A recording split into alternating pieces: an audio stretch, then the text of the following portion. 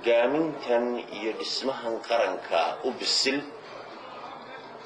wuxuu aanu aad ugu hambalyeelaynaa xukuumadda tirada dhexe leh ee aan badnayn ee aan yarayn ee uu magacaabay madaxweynuhu. xukuumaddaasu waa xukuumad professional ah, waa xukuumad hufan, waa xukuumad isxilqaamaysa, waa xukuumad u siman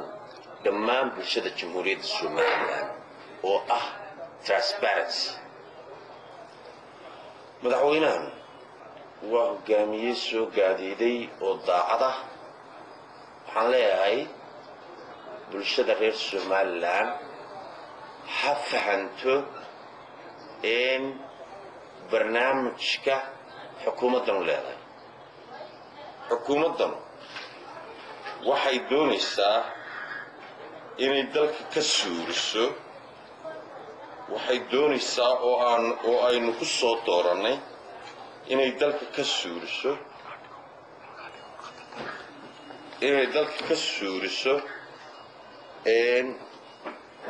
qabyaaladda xooggan ee horumarka qaranka hortaagan inay dalka ka suuriso ayay xukuumaddanu diyaar u tahay. waxay xukuumaddanu diyaar u tahay jahliga xooggan inay wax ka qabato oo hagaajiso tayada waxbarashada qaranka, hadday yihiin institute iyo hadday yihiin jaamacadba. aad baanu uga filaynaa inay wax weyn ka qabtaan. waxaa dalka ka jira 5 qodob oo ka soo horjeeda qarannimada iyo horumarka dalgaadho. waxaa ka mid ah qabyaalad xooggan, jahli xooggan, faqri xooggan, musuqmaasuq xooggan, daroogo qalaad oo xooggan. qodobadan waxaan aaminsanahay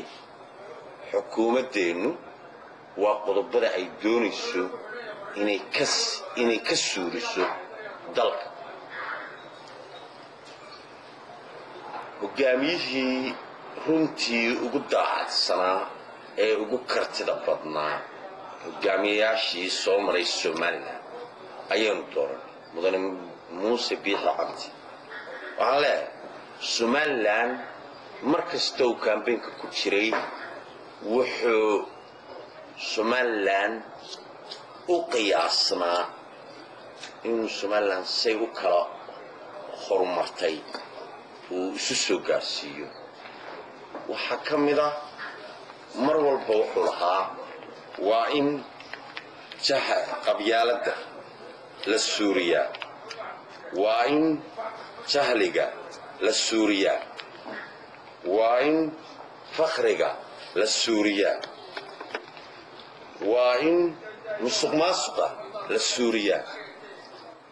waa in daroogada qalaad ee dadkeena caafimaadkiisa waxyeelada ku ah iyo kartida shacabka meesha ka saaraysa waa in la suuriyaa. waxaan aad iyo aad ugu hanweynahay in xukuumaddanu ay qodobadan aynu sheegnay ay diyaar u tahay inay shiiqiso oo suuriso oo si weyn wax uga qabato. waxaan leeyahay shacabku yay ka hor dhicin. horumarku wuu socdaa, shaqadu way socotaa, shacabku iyuu ka hor dhicin. ha la sugo. xukuumaddani de waxay jirtay muddo yaroo 50 casho ah. looma baahna in laga hordhaco, looma baahna in laga degdego, looma baahna in la fahmi waayo geedi socodka siyaasadda degan ee ay ku doonayso mustaqbalka jamhuuriyadda Soomaaliland. madaxweynaha waxaan aad ugu hambalyeelaynaa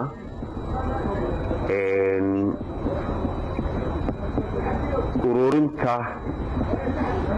wadatashiga iyo dhexdhexaadnimada iyo sida uu asxaabta qaranka ugu yeedhay ee mar walba ula tashalayo aad baan madaxweynaha ugu hambalyeelaynaa. waxaanu aad ugu hambalyeynaynaa madaxweynaha karaanka iyo kartida hufan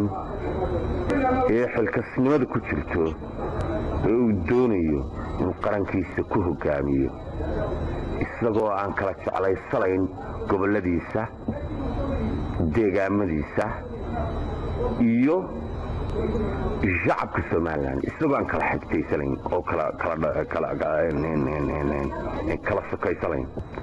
madaxweynuhu mar walba ololihiisii waxaa ku jirtay gobollada bariga iyo gobollada galbeedka waan isu soo gaarsiinayaa si xor ah oo transparency ah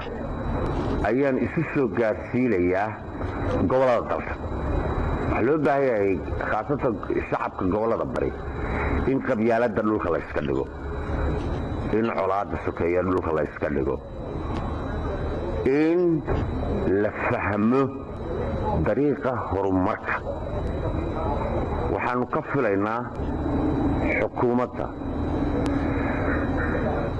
haddii waxaynu ka filayno aynu isla barbartaagi weyno oo aynu xukuumaddeenna gardaadi weyno oo aynu xukuumaddeenna daadihi weyno oonu xukuumaddeenna u dulqaadan weyno inta ay diyaarinayso hogaaminta iyo shaqada qaranka. taasi waxay noqonaysaa in ay arintaasu ay tahay bisayl yaraan uma baahnin maanta. waxaynu nahay qaran majuura oo 27 sannadood jir ah oo yaqaano sida la isugu tanaasulo, oo yaqaano sida wax loo wada qabsado, oo yaqaano sida wax loo contribution gareeyo. waxaa la doonayaa in xukuumadda si positive oo aan negative ahayn loo tilmaamo oo loola taliyo. intaa waxaan ku darayaa arrimaha gobolka Sanaag. gobolka Sanaag waa gobol ballaaran oo aan ka soo jeedo oo dad walaala ah oo ilbaxay ay ku nool yihiin. waxay nagu ceebabaryahan dambe in deegaanadeenna ay ka jirto colaad sokeeye iyo curfi aan cilmiyaysnayn. taasi waa dib u dhac. waxaan leeyahay mas-uul kasta oo gobolka yimaada oo dowladda dhexe u soo magacowdo oo barasaab ah ama haddaanu nahay ama 4 jihee gobolka, waxa weeye waxaa nagu waajiba inaanu la shaqayno isna barbar taagno. waxaan kaloo halkan aan ka iftiiminayaa shacab weynaha reer Sanaag waxay diyaar yihiin inay wax beertaan, inay wax bartaan, inay nabadgelyada ilaaliyaan. Somaliland dagaal arrimaha dibadda baa ku socda, ama siyaasad ha ahaado ama ha ahaado military. waa in aynu fahanaa dalkeenna in dagaal arrimaha dibadda ay ku socdo, oo mid siyaasadeed iyo mid militariba u jiro. waxaa loo baahan yahay hoostiimadaye hareertiimadayo bay Soomaalidu ku mahmahdaa. waa inaynu fahanaa siyaasadda waddankeenna dibadda kaga socota. waa inaynu fahanaa midnimada gacmo wada jir bay wax ku gooyaan وين الشعب وين reer Soomaaliland waxa ugu baaqaya in la xoojiyo midnimada in la xoojiyo nabadgelyadana in la xoojiyo waxaan kaloo reer Sanaag ugu baaqayaa nabadgelyada in la adkeeyo wixii dagaalada yaryar ee dhacaya waxa weeyaan wayna aqligeenu shaqeeyo xuduudeennana aynu xakamayno nabadgelyada weynaynu isu tanaasulaa waxa weeyaan weynaynu isu tanaasulaa weynaynu isu dulqaadanaa weynaynu saynu u dhisnaa jirnay dib xusuusana waxa weeyaan horumarka ayaa maanta birida wanaagga la isku dilaa laakiin xumaanta la iskuma dilo waa in la fahmo in xukuumadda la isgarab taago nabadgelyada la ilaaliyo beelaha walaalaha inta yari dhex marta qurdufooyinka yari ka dhex jiraan ay islaab xaadhaan waa kugu dhimay oo kaa dhimay ma aha wax eenu dad ahaan iyo deegaan ahaan u baahanay ma aha waa inaynu arrintaa nabadgelyadeenna dhammaan ururada bulshada ururka dhaqanka hoggaanka dhaqanka dawladda ciidamada waa inaynu isbarbar taagnaa hanaad iyo aad ugu hambalyeelaya wasiirka arrimaha gudaha jamhuuriyadda Soomaaliland mudane maxamed kaahin axmed oo hadde ruug cadaayn badan dalkan siyaasadiisa ku soo jiray dalkan amrigiisa kala bargeliyey siduu dadkiisa iyo dalkiisa ugu shaqay lahaa fayskii hore ee shaqaaqada say waajaheen aad baan ugu hambalyeelaya waxa weeyaan ciidamadii baa dee gacanta ku haya waxa weeye ciidanku marka wax dhacaan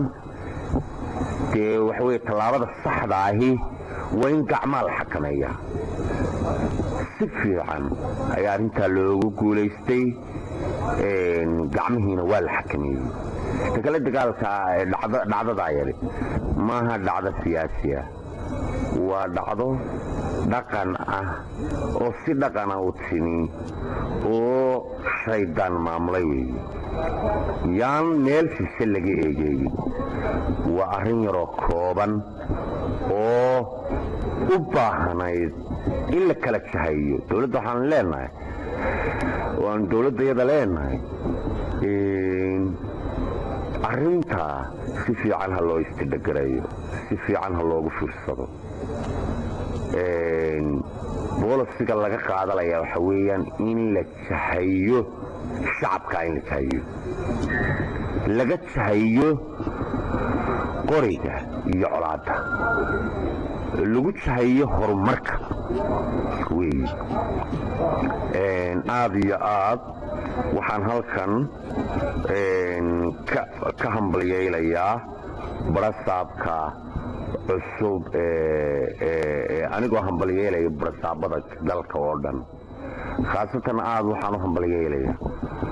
oo aadaanu ula shaqaylaynaa oo barbar taagannahay oo aanu gacmo furan ku soo dhawaynaynaa oo aanu si xilkasnimo leh ula shaqay doonaa barasaabka gobolka Sanaag maxamed axmed caalin timbaro aad iyo aad ayaanu u soo dhawaynaynaa oo ula shaqaynaynaa waxaan intaa ku darayaa qarannimada dalka markasta annagoo ah mu'asaskii xisbiga kulmiye annagoo ah mu'asasiintii markasta annagu waxaanu u taagannahay oo aanu raalli ka nahay in cid kasta oo cabalaysa nalaga horraysiiyo diyaar baanu nahay in nalaga horraysiiyo cid kastoo cabalaysa oo cid kasta oo xanaftii doorashada ay ka muuqato diyaar baanu nahay in xukuumadda kulmiye muuse biixi cabdi hogaaminaya ay dhaydo way u dambaylayaan ha u dambeeyeen bahweynta xisbiga kulmiye waxa weeye iskaashiga siyaasadeed muwaadin kasta wuxuu xaq u leeyahay ayaanu xaq u leenahay xaquuq gaara ma lihin cid kastoo mu'asisiinta kulmiyaah waxay la xaquuq tahay cid kastoo ka mid ah taageerayaasha asxaabta kale ayay la xaquuq tahay xukuumadda aad baanu ugu hambalyeelaynaa inay u roonaato oo cabashada iyo xanafta siyaasadda doorashadii dhacday ay keentay ay ka dhaydo walaalahayaga reer waddan waxaan kaloo halkan aan madaxweynaha jamhuuriyadda somalilan aan talo iyo tusaale ugu soo jeedinayaa madaxweyne siyaasadda wax soo saarka iyo tayaynta waxbarashada qaranka waxaa marka dad la dhiso markaa dadka dhisto ayaa dalku dhismaa waxa weeye aad iyo aad iyo aad iyo aad tayadii waxbarasho ee qarankanu aad iyo aad iyo aad bay u hoosaysaa taasaa keenaysa in qabyaaladdu suuri weydo taasaa keenaysa in jahligu suuri waayo taasaa keenaysa in fakrigu suuri waayo taasaa keenaysa in musuqmaasuqu suuri waayo taasaa keenaysa in daroogadu badato oo drop out ay bulshadeennu noqoto mid u nugul daroogada cunisteeda iyo dibudhaca madaxweyne waxaanu aad iyo aad kaaga filaynaa kuuguna hambalyeelaynaa kaagalana shaqaylaynaa waxa weeyaan in tayadii waxbarashada qarankan la sameeyo dalkeennu madaxweyne ma shaqaylayso national technical institute haddii aan dugsiyadii farsamada gacantu shaqaylayn silibiskeennuna aanu tayaysnayn waxyaabahan laynoo soo waaridayaana ay yihiin waxyaabo muranuun abuuraya ee aan tayo waxbarasho weyn aan dalka u soo kordhilayn weyaan sayniska waxbarashadii sayniska ahayd ma horumarsana dee geology dalkeenna laguma barto agriculturalka waa laga leexleexdaa veterinariga waa laga leexleexdaa kuliyadaha caafimaadku iyagoo aad u dadaalaya haddana saboorti badan oo ayay u baahan yihiin marka madaxweyne waxaan aad iyo aad kaaga codsanaynaa tan kale anigoo ah muwaadiniintii sida xooggale ugu soo ololeysay xisbiga kulmiye doonaysayna mar kasta inuu hogaaminta waddanku uu xisbiga kulmiye ku guulaysto una dagaalamayo guusha xisbigayga doonayay qabyadii hore ee xisbigii ee xukuumaddii hore kulmiye ka tagtay in xukuumadda dambe kulmiye dhammaystirto waxaan halkan kaaga soo jeedinayaa oo aan mar walba kugu hambalyeelayaa in aad ilaaliso cadaaladda waa in waxa weeyaan hogaamintu kama soo hadho cadaaladda iyo go-aan qaadashada kama soo hadho madaxweyne adiga iyo xukuumaddaadaba in cadaalad darro idinkuma arag laakiin kelmaddu waxa weeyaan waxay tusaale u tahay kelmaddan aan idiin soo jeedinayaa xukuumad ahaan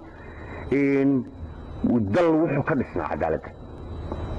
haddii cadaaladdu toosnaato oo regionaalka wax loo baahan yahay dadku inay si regionaala u tartamaan laakiin looma baahna dalkan inuu qabyaalad ku tartamo regionalitiga qabyaalad ka hoosaysaoo la qaadan karaa ma jirto taasaan doonaynaa madaxweyne in nalagu hanuuniyo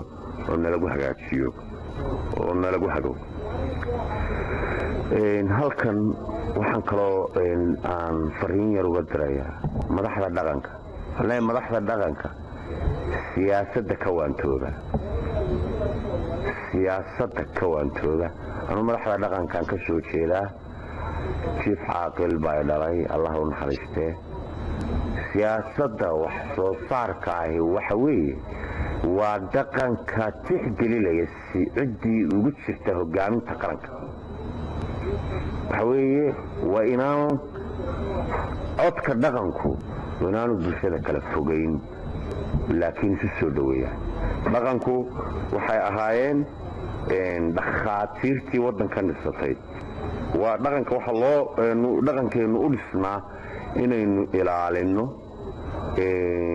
ka ilaalino bugtada bulshadeena, laakiin inaynu inagu bugto ay naga timaado looma baahna. taasna waa yeelka dhaqanka anigoo ixtiraamaya aadna u tixgelinaya. waa yeelka dhaqanka ka soo jireenka iyo ka cusubba kuna abtirsadaa dhaqankii soo jireenka ahaa. intaasaan soo jeeday. waxaan leeyahay xukuumaddeenna aan uga dambayno hagidda iyo maamulka siyaasadda qaranka aan uga dambayno, aan ka farownaano innagoo aan ka shaqayno bulshadeenna maslaxeeda iyo midaynteeda aan ka shaqayno.